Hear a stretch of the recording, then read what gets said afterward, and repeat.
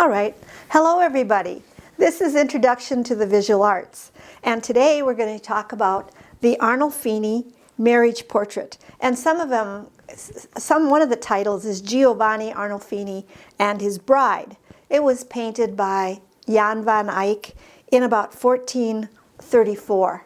And it is a very, very famous painting, and it appears in a lot of the art history books.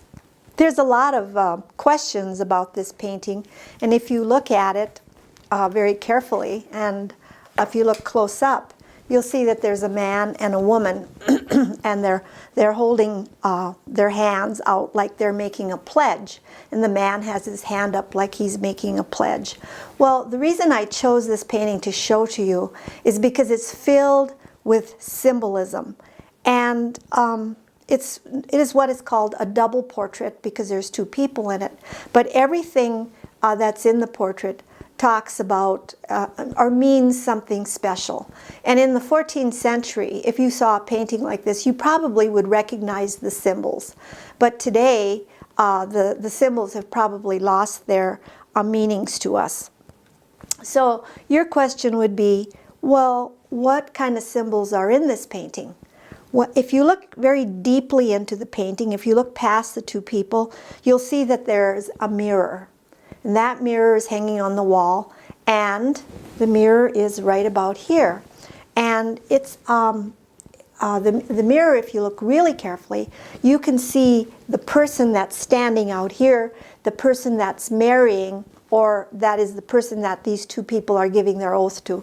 Now, there's some conjecture whether this is a wedding portrait or not. I mean, a lot of people have written about it, and some people say one thing and some people say another. But there is a witness of some sort that's standing right here about where my hand is, and you can see his body in that mirror.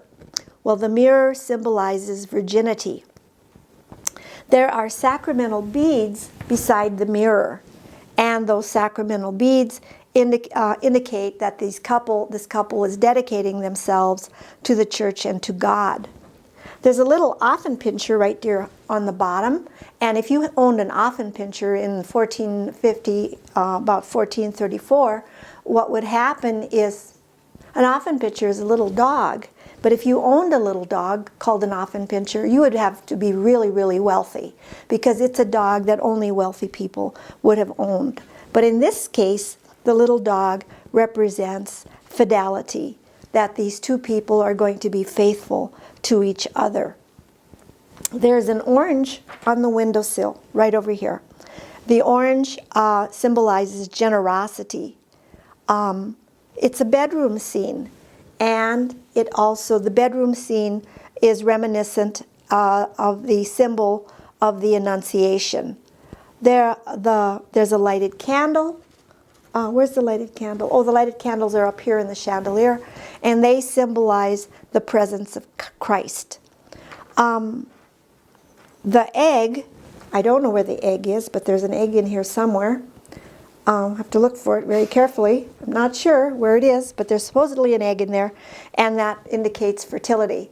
And maybe we can you can go to the internet, find this painting, and then maybe you can find the egg in the painting. The shoes are removed, and that means that they are standing on hallowed ground, so that they're standing. It also indicates that there's a respect for one another. So the thing is, why would you have a painting made in your bedroom? Well, in the 14th century, if you had a bed this elaborate, you probably would move it into the living room so everybody could see it because you wanted to show your wealth. Arnolfini here is actually a banker. He was a banker from Italy that he was living in the Netherlands, and he wants to show off his wealth because his coat is ermine trimmed. And ermine is a very expensive fur kind of thing. Now, there's a question as to whether the bride or wife is pregnant. She's got her dress holding up her dress like this, and she's got this big clump in front of her, so she very well could be pregnant.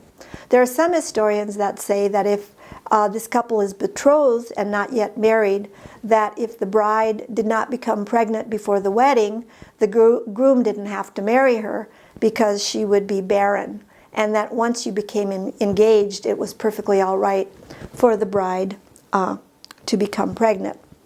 Now, why am I showing you this painting and telling you all about the symbols?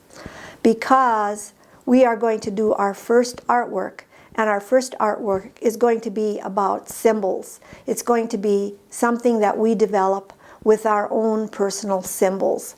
We get to make up our symbols and what they would be and how they should look in a work of art.